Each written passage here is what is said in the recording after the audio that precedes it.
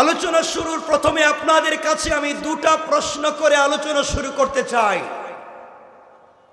আপনাদের কাছে আমার এক নাম্বার জানবার বিষয় জিজ্ঞাসা, আমার সামনে যারা বসে আছেন সকলে মেহেরবানি করে জবাব দেন, আপনারা সকলে মানুষ কি না? সকলে বলেন। কেমনে বুঝলেন?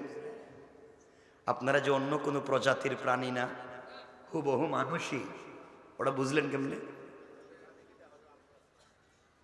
কিছু কয় না, বলছি না বলার জন্য কথাবার্তা বলতেই আমার সাথে বলেন।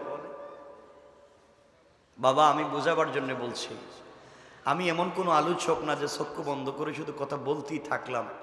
পাবলিক বুঝলো কিনা আমি জানি না, কিয়ামতের দিন আমি বিপদে পড়তে চাই না। রাসূল পাকও কথা বলতেন মানুষের সামনে, পাবলিক না বুঝলে আবার বলতেন, না বুঝলে আবার বলতেন। যতক্ষণ না পর্যন্ত বলছে ইয়া রাসূলুল্লাহ বুঝতে পেরেছি, ততক্ষণ পর্যন্ত বলতেন আমি কিয়ামতের দিন বিপদে পড়তে চাই না। আল্লাহ যদি বলো খিও, কথা বলতে গেছিলাম মানিকগঞ্জে, আমার গোলাম তো কিছুই বুঝে নাই, তুমি তো সময় নষ্ট করে আসছো, কেন সময় নষ্ট করেছো? জবাব দাও, আমি বিপদে পড়তে চাই না। এর জন্য আমি যতক্ষণ এখানে বসবো এক নম্বর ইনসাফ কায়েম করব। কথা আমিও বলবো, না বুঝলে আবার বলবো, কিন্তু আপনাদের বুঝাই লাগবে। আজকে এটা ক্লাসের মতো, দেখবেন আমি এভাবেই কথা বলবো। পরিষ্কার করে বলেন আপনারা মানুষ কেমনে? আদি পিতার ওয়াজ বাদ দেন, আপনারা মানুষ কেমনে এটা কোন বলে? এই যে এখানে কে বলছে আমরা আকার আকৃতিতে মানুষ, কে বলছিল? এই যে উনি বলছে। আমি আল্লাহ পাকের জাত ও সিফাতের নামে কসম করে বলছি, আমাদের নাক আছে, কান আছে, চোখ আছে, মুখ আছে, দেখতে মানুষের মতো মনে হয়, এজন্য মনে করতে পারেন আমরা আপনারা মানুষ। রব বলেছেন উলাইকা কাল আনআম, কিছু প্রাণীর হাত আছে, পা আছে, পঞ্চ ইন্দ্রিয় আছে, দেখতে মানুষের মতো মনে হয়। রব বলেছেন উলাইকা কাল আনআম, এরা চতুষ্পদ জন্তুর মতো। বালহুম আদল, মাঝে মাঝে তার চাইতে আরো খারাপ। রব বুঝাতে চাইলেন হাত পা নাক কান চোখ মুখ থাকলেই মানুষ হয় না। যদি আদর্শগত এবং চরিত্রগত দিক থেকে আল্লাহর তাওহীদ এবং রাসূলের রিসালাত না থাকে, চরিত্রের আদর্শ যদি ঠিক না থাকে, দেখতে মানুষ হলে মানুষ হওয়া যাবে না। এই জন্যই সমাজে বহুত মানুষ আছে যাদেরকে মানুষের মতো মনে হয়, কিন্তু তাদের চরিত্র, তাদের কালচার, তাদের ব্যবহার, তাদের আদর্শ এই সমাজের কুকুরের চাইতে আরো খারাপ। ঠিক কিনা? জোরে আওয়াজ করে বলেন। দেখতে মানুষ হলে আল্লাহর কাছে কোনো দাম নাই। আপনি আমি দেখতে মানুষ, আল্লাহর কাছে এটার দাম নাই। রাসূল পাক এই পৃথিবীতে পাঠান নাই গোটা জাতিকে দেখতে মানুষ বানাবার জন্যে, পাঠিয়েছেন গোটা দুনিয়ার মানুষকে আদর্শ এবং চরিত্র ঠিক করে তাওহীদ আর রিসালাত শিক্ষা দেওয়ার জন্যে। আপনার চেহারা কেমন, আপনি দেখতে কেমন, আপনি ইথিওপিয়ার, আপনি বাঙালি, আপনি সাউথ এশিয়ান, আপনি প্রাচ্য, পাশ্চাত্য, ইউরোপ, আমেরিকা, আফ্রিকা, আল্লাহ জানতে চায় না তুমি দেখতে কেমন, দরকার নাই। আদর্শ আর চরিত্র যদি ঠিক থাকে আপনি জান্নাতি। আদর্শ আর চরিত্র যদি ঠিক না থাকে, দেখতে যত মানুষের মতো মানুষ মনে হয় না কেন, চরিত্র ঠিক না থাকলে আপনি কুকুরের চাইতে আরো খারাপ। কথা বলেন। এতটুকুন বুঝছেন? তাইলে আদর্শ আর চরিত্র ঠিক না থাকলে আপনি আমি ভাবভঙ্গি ধরে লাভ নাই। পুরা ওয়াজ বুঝবেন।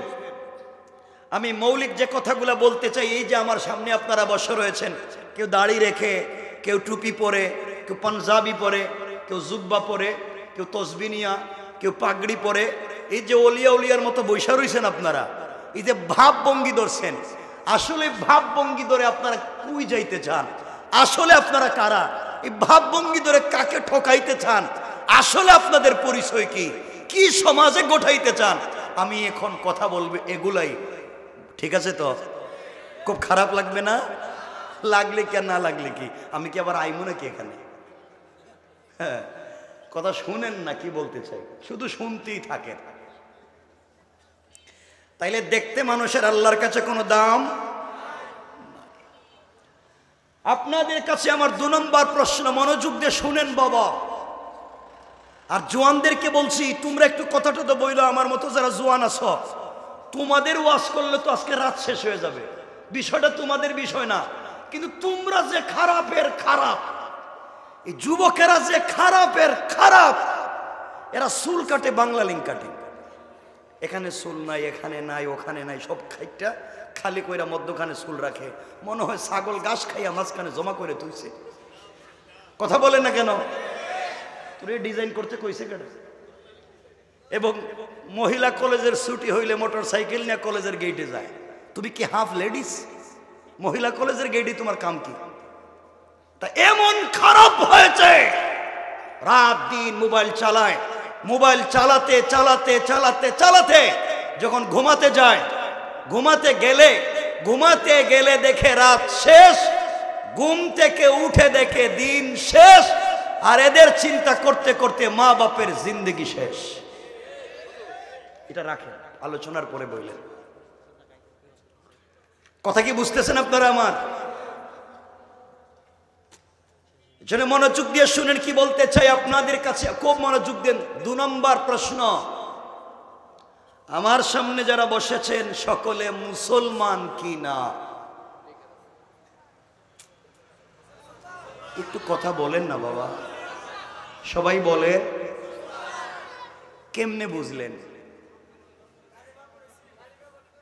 হ্যাঁ, কালিমা পড়ছি, এই যে কইছে। আরে বাবা বুঝো কথা, ভাব ভঙ্গি ধরে বসে রইছো এখানে, সব জান্নাতে যাইতেছ, তসবিহ আর দাড়ি রাখা ভাব ভঙ্গি ধরছো, আর ভিতরে কোন শয়তান ঢুকায় রাখছো জানি না এগুলা। পাবলিকরে ঠকাইয়া, মাইরা খাইয়া, পাবলিকের জায়গা জমি দখল করে সব খাইয়া শেষ পর্যন্ত অলিয়া উলিয়ার মতো ভাব ধরছো। কি এর জান্নাত চাও? কথাগুলা বুঝেন আসলে কি বলতে চাই। এই যে একজন ভাই এখানে বলছে আমরা কালিমা পড়েছি এজন্য মুসলিম, খুব মনোযোগ দিয়ে শুনবেন। আল্লাহ পাকের জাত ও সিফাতের নামে কসম করে বলছি, শুধু কালিমা জানলে, বুঝলে, পড়লেই মুসলমান হওয়া যায় না। মনে রাখবেন, যারা ইউনিভার্সিটিতে পড়েছেন অথবা ইউনিভার্সিটিতে পড়ছেন, আপনারা জানেন ইসলামিক স্টাডিজে, ইসলামিক হিস্টোরিতে অনেক স্টুডেন্ট, অনেক ছাত্র ছাত্রী পাওয়া যায় ইসলামিক স্টাডিজে পড়ে মুসলমানদের পাশাপাশি হিন্দু, খ্রিস্টান নাই? ইসলামিক স্টাডিজে পড়ে অনেক হিন্দু ভাই বোন নাই? তারা কোরআন থিসিস করে, কোরআন অ্যানালাইজ করে, কোরআন গবেষণা করে, MA করে, MPhil করে, PhD ডিগ্রি করে, ডক্টরেট ডিগ্রি নেয়। আমি জানতে চাই, যেই সমস্ত ভাই বোনেরা কোরআন গবেষণা করে ডক্টরেট ডিগ্রি নিয়েছে, তারা কোরআন কম জানে না বেশি জানে? সবাই বলেন, কোরআন কম পড়েছে না বেশি পড়েছে? কোরআন কম বুঝেছে না বেশি বুঝেছে? তারা কোরআন বেশি পড়ে, বেশি বুঝে, বেশি জেনে গবেষণা করে ডক্টর হয়েছে। আমি জানতে চাই, যেই হিন্দু খ্রিস্টান ভাই বোন কোরআন গবেষণা করে MPhil করে ডক্টরেট ডিগ্রি নিল, তারা মুসলিম? কথা বলেন। তারা কোরআন জানে নাই, কোরআন বুঝে নাই, কোরআন পড়ে নাই, এরপরেও মুসলমান নয় কেন? তাদের কোরআন গবেষণার সাথে নাই আল্লাহর তাওহীদ আর নাই রাসূলের রিসালাত। বুঝা গেল, কোরআন আল্লাহর তাওহীদ এবং রাসূলের রিসালাত বিবর্জিত কোরআন গবেষণা, কোরআন শিক্ষা, কোরআন পড়া, কোরআন বুঝা, ডক্টরেট ডিগ্রি নেওয়া কাউকে মুসলমান বানাতে পারে? এতটুকুন তো বুঝছেন। শুধু জানলে বুঝলে কাজ হবে না। আপনারা বলতে পারেন, এখানে অনেক বসেছেন, আপনারা বলতে পারেন আমরা সালাত পড়ি, আমরা নামাজ পড়ি, এই জন্য মুসলিম। মনে রাখবেন, শুধু সালাতই, শুধু নামাজের কারণেই আপনি মুসলমান দাবি করে জান্নাতে যেতে পারবেন না। আমার রাসূলের পিছনে অনেকেই সালাত পড়েছে, মাঝে মাঝে ইকামত দিয়েছে, রাসূলের দস্তারখানে খাবার খেয়েছে, রাসূলের মতো দাড়িও রেখেছে, জুব্বাও পরেছে, টুপিও পরেছে, রাসূলের সঙ্গে মদিনার বাজারে ঘুরে বেরিয়েছে। তার ইন্তেকালের পরে রাসূল নিজে তার জুব্বা মুবারক খুলে কাফন দিয়েছেন। তার ইন্তেকালের পরে রাসূল নিজে তার জানাজায় শরীক হয়ে ইমামতি করতে চেয়েছেন। আল্লাহ বলেছেন, পয়গম্বরে আরবি আপনার মুসল্লি, আপনার দস্তারখানের সাথী আপনার সঙ্গে মদিনার বাজারে ঘুরে বেরিয়েছে। ইয়া রাসূলুল্লাহ, তার ইন্তেকালে আপনি নিজের জুব্বা মুবারক খুলে তার কাফন দিয়েছেন। একটা নয়, 100 জুব্বা দিয়ে কাফন দিতে পারেন, একবার নয় 1,00,000 বার তার জানাজার ইমামতি করতে পারেন, কিন্তু আমি রব তাকে জান্নাত দিব না। রাসূলের মুসল্লি, রাসূলের দস্তারখানের সাথী কবরে যাওয়ার সময় রাসূলের জুব্বা নিয়ে গেছে। রাসূল নিজে তার জানাজায় হাজির। আল্লাহ বলতেছেন, এই লোকটা জান্নাতি না জাহান্নামী? কথা বলেন না। তার নাম আব্দুল্লাহ ইবনে উবাই ইবনে সেলুল। তার দাড়িও ছিল, জুব্বাও ছিল, রাসূলের দস্তারখানের সাথীও ছিল, রাসূলের জুব্বা নিয়ে কবরে গেছে, সব ঠিক ছিল। এরপরও জাহান্নামী। অপরাধ তার দিলে যা ছিল বাহিরে তা ছিল না। বাহিরে যা ছিল দিলে তার বিশ্বাস ছিল না। বাহিরে ভাবভঙ্গি ঠিক ছিল, দাড়িও ছিল, জুব্বাও ছিল, পাগড়িও ছিল, তাসবিহও ছিল, নামাজও ছিল, সব ছিল, দিলে তার বিশ্বাস ছিল না। এই জন্য রাসূলের মুসল্লি হওয়ার পরেও, রাসূলের জুব্বা থাকবার পরেও জাহান্নামী। সুতরাং এই ভাবভঙ্গি ধরে লাভ নাই, শুধু দাড়ি টুপি আর জুব্বার পাগড়ি পাঞ্জাবি নেকে লাভ নাই, এগুলা রেখেই লাভ নাই। যদি দিলের ভিতরে আল্লাহর তাওহীদ আর রিসালাত না থাকে, এই ভাব ভঙ্গি ধরে জান্নাতে যাওয়া যাবে। এতটুকুন বুঝছেন? আমি বুঝাবার জন্য বলতেছি, এতটুকুন বুঝছেন? আমি জানি আমার কথা অনেকের খারাপ লাগবে, কিন্তু আমার কথা শেষ পর্যন্ত বুঝেন বাবা। আমি আপনাদের সাথে মারামারি করার জন্য আসিনি। আপনারা মনে করতে পারেন আমিও দাড়ি রেখেছি, আপনারাও দাড়ি রেখেছেন, এই জন্যে বোধহয় আমরা জান্নাতে চলে যাব। দাড়ি তো রাখছি, মনে রাখবেন আপনিও দাড়ি রেখেছেন, আমিও দাড়ি রেখেছি। আজকালকের এই সমাজের বহুত হিন্দু ভাইয়েরাও তোমার আমার চাইতে বহুত লম্বা দাড়ি রাখে। কথা বলেন না কেন? তো হেও তো রাখছে, আপনিও রাখছেন, ভাব তো হেও ধরছে। কথাগুলা বুঝেন। আপনি বলতে পারেন শুধুমাত্র কেবলমাত্র মাথায় একটা সুন্দর টুপি দিলে অথবা ডিজাইন করে একটা পাগড়ি মাথায় দিলেই বোধহয় আল্লাহর ওলি হওয়া যায়। আপনি মনে করতে পারেন। মনে রাখবেন, এই পৃথিবীতে সব থেকে সুন্দর টুপি এবং সব থেকে ডিজাইন করা পাগড়ি যারা মাথায় দেয় তারা অধিকাংশই শিখ। শিখ শিখদের মাথায় পাগড়ি দেখছেন? দেখছেন? আপনার আমার চাইতে বহুত ডিজাইন করা, বহুত চমৎকার পাগড়ি পরে, ভাব তো হেও ধরছে। আপনি বলতে পারেন লম্বা একটা জুব্বা পরে, মাথার তালুতে এখানে সুন্দর একটা টুপি দিয়া, উপরে বড় একটা রুমাল দিলেই তো বড় শায়েখের মতো মনে হয়, এই বোধহয় সব থেকে বড় পীর সাহেব। আপনাদেরকে দুহাত জোড় করে বলছি, আপনি ভাব নিলেই হবে না। এই পৃথিবীতে সব থেকে লম্বা জুব্বা পরে, সব থেকে সুন্দর মাথার তালুতে টুপি দিয়া, উপরে বড় রুমাল দিয়া যারা বসে থাকে তারা অধিকাংশই ইহুদি। কথা বলেন? ইহুদিদের জুব্বা আপনার আমার চাইতে লম্বা, টুপি কিন্তু মাথার তালুতেই দেশ, পুরা দেয় না, তালুতে দেয়, উপরে বড় রুমালও দেয়, ভাব তো হেও ধরছে। কথা বলেন? আপনি বলবেন আমাদের তো তাসবিহ আছে, তাদের তো তাসবিহ নাই, আমরা তো তাসবিহ পড়ি। বাবা শোনেন, তুমি আর আমি তাসবিহ পড়তে পারি, আমি আর আপনি তাসবিহ পড়ি পাবলিকরে দেখাইয়া দেখাইয়া। আমাদের সমাজে বহুত ব্রাহ্মণ ভাই আছে, হিন্দুদের ব্রাহ্মণ ভাই বোন, তারাও রাস্তাঘাটে দেখবেন তাসবিহ পড়ে, তোমার আমার মতো পাবলিকরে দেখাইয়া পড়ে না। তারা হাতে আগে একটা কাপড়ের ব্যাগ নেয়, হাতে ছোট একটা কাপড়ের ব্যাগ নেয়, ওখানে হাত ঢুকায়, এর ভিতরে তাসবিহ পড়ে। বলেন দেখছেন নি? বলেন দেখছেন নি? তো আপনি তো দেখাইয়া পড়েন রাস্তাঘাটে, ওয়াজেও তসবিহ দেখা যায়, রাস্তাঘাটেও তসবিহ দেখা যায়। ও তো গোপনে পড়তেছে ভাব ধরে, ভাব তো হে বেশি ধরছে। তাহলে বুঝা গেল দাড়িও আছে, টুপিও আছে, পাগড়িও আছে, পাঞ্জাবিও আছে, জুব্বাও আছে, তসবিহ আছে। শুধু এগুলা দেখাইয়া দেখাইয়া জান্নাতে যাওয়া যাবে না। যদি এগুলার সাথে তাওহীদ আর রিসালাত ঠিক না থাকে, আদর্শ আর চরিত্র ঠিক না থাকে, এগুলা দেখাইয়াই জান্নাতে যাওয়া যাবে না। আপনার তসবিহ থাক আর না থাক, আপনার জুব্বা থাক আর না থাক, আপনার পাগড়ি থাক আর না থাক, আপনার পাঞ্জাবি থাক আর না থাক, দিলে যদি তাওহীদ থাকে, দিলে যদি রিসালাত থাকে, কাপড় থাকলেও জান্নাতি, না থাকলেও জান্নাতি। ঠিক কিনা বলেন? আমার ওয়াজ বুঝেন। রাসূলের অনেক সাহাবী ছিলেন, স্ত্রীর একটা কাপড়, স্বামীর ওই একটাই কাপড়, বউ আর স্বামী দুজন মিলে একই পোশাক পরতেন, গড় নাই গড়তে থাকতেন, তাদের জুব্বা নাই, তাদের পাগড়ি নাই, তাদের লিবাস নাই, দিলের ভিতরে রাসূলের ভালোবাসা ছিল, তাওহীদ আর রিসালাত ছিল। রব তাদেরকে দুনিয়া জান্নাতের সার্টিফিকেট দিয়েছেন। সুতরাং ভাব ভঙ্গি ধরে হবে না, লাগবে আদর্শ আর চরিত্র। কথা বলেন না কেন? কথা বুঝতেছেন আপনারা? আমার খারাপ লাগতেছে আপনাদের? আমিও চাইলে আজগুবি কিচ্ছা কাহিনী কম জানি না, আজগুবি কিচ্ছা কম যা জীবনে শুনেন নাই, কিন্তু কথাগুলা বুঝেন কি বলতে চাই।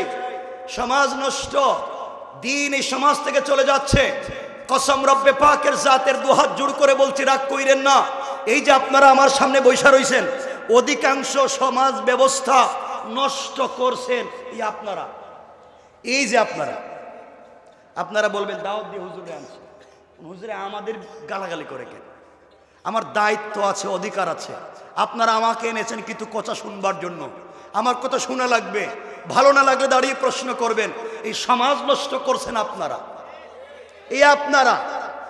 এই সমাজে অনেক মুরব্বী আছে যাদের মুখের দাড়ি সাদা, পকেটে এক হাত লম্বা তসবিহ আছে, 5 ওয়াক্ত নামাজ পড়েন, তাহাজ্জুদের সালাত পড়ে, হজ এবং উমরায় যায়।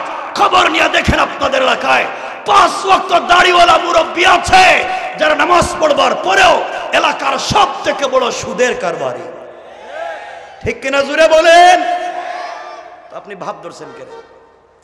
আপনি দাড়ি টুপি জুব্বা রয়ে ভাব ধরছেন কেন? কাম করতেছেন কি? যারা নামাজ পড়ে সুদের কারবার করে, তারা আল্লাহ এবং তার রাসূলের বিরুদ্ধে যুদ্ধের মতো অপরাধ করে। যারা সুদের কারবার করে তারা তাদের মায়ের সাথে জেনার মতো অপরাধ করে। যারা তাদের মায়ের সাথে জেনার মতো অপরাধ করে, আল্লাহ এবং তার রাসূলের বিরুদ্ধে যুদ্ধের মতো অপরাধ করে। এই ভাব ভঙ্গি ধরে লাভ নাই। এর এই সমাজে মুসলমান পরিচয় নিয়ে বসবাস করবার ন্যূনতম অধিকার নাই। ঠিক কিনা জোরে বলে? আপনারা শয়তান খুঁজে পান না, আপনারা শয়তান মারবার জন্য মক্কায় যান, 8 লাখ খরচ করে হজে গিয়া জামারাতে শয়তানরে কঙ্কর মারে, জামারাতে শয়তানরে পাথর মারে, অথচ শয়তান বসে রইছে গ্রামে। কথা কয় না কেন? শয়তান বসে রইছে গ্রামে আর 8 লাখ খরচ করে গেছে ওখানে শয়তানরে পাথর মারতে। শয়তান কইতেছে আল্লাহ আমারে যে পাথর মারতে আইছে হে তো ভাব ভঙ্গি ধরছে ঠিকই, কিন্তু হে তো সুদের কারবারি, আমি তো এই কামটাও করি নাই। কথা বলেন? সমাজ নষ্ট করেছেন আপনারা। শুনেন বাবা কি বলতে চাই। এই ভাব ভঙ্গি ধরে জান্নাতে যাওয়া যাবে না। সমাজকে বিনির্মাণ করো। রাসূল পাক আল্লাহ এই পৃথিবীতে পাঠিয়েছেন কোরআন দিয়ে। কোরআন দেন নাই, শুধুমাত্র কোরআন দেন নাই, কি বলতাম আপনারা কষ্ট পাবেন। কোরআনকে বানিয়েছেন মক্তবে বাচ্চাদের পড়াবার কিতাব, কোরআনকে বানিয়েছেন জানাজার জিয়ারত করবার কিতাব, কোরআনকে বানিয়েছেন শবে বরাতের শবে কদরে খতম পড়ার কিতাব, কোরআনকে বানাইছেন কেউ মইরা গেলে তার বাড়িতে 10 জন মিলে খতম করে 300 টাকা করে পাওয়ার কিতাব, কোরআনকে বানিয়েছেন তাবিজার কবজ দেওয়ার কিতাব। এই কাম ছিল কোরআনের। কথা বলেন? কোরআনে কারীমের 13 নম্বর পারা 14 নম্বর সূরা, সূরা ইব্রাহিমের প্রথম আয়াতে আল্লাহ বলছেন আলিফ লাম রা কিতাবুন আনজালনাহু ইলাইকা লিতুখরিজান নাসা মিনাজ যুলুমাতি ইলান নূর। রব বলেছেন কোরআন একটা ম্যাগনেটিক লাইট, কোরআন একটা চুম্বক। তোমরা সমাজের যেখানে দেখবে অন্যায়, সমাজের যেখানে দেখবে অন্ধকার, ওখানে কোরআন নামক লাইটকে লাগিয়ে দাও, অন্ধকার থাকবে না, আলোকিত করে দিবেন কে?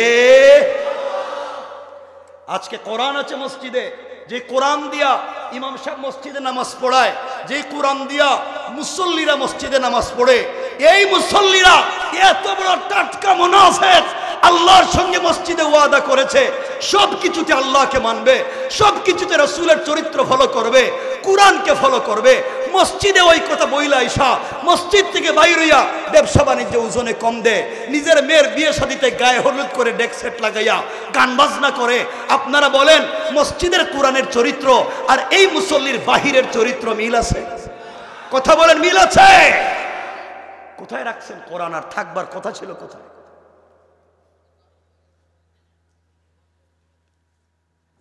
কথাগুলো বুঝতেছেন বাবা? আপনাদের খারাপ লাগতেছে? একটু হাত তুলে দেখান তো কার কার খারাপ লাগতেছে। লাগতেছে জিজ্ঞেসি, খারাপ লাগতেছে। আমি কি আলোচনা চেঞ্জ করব?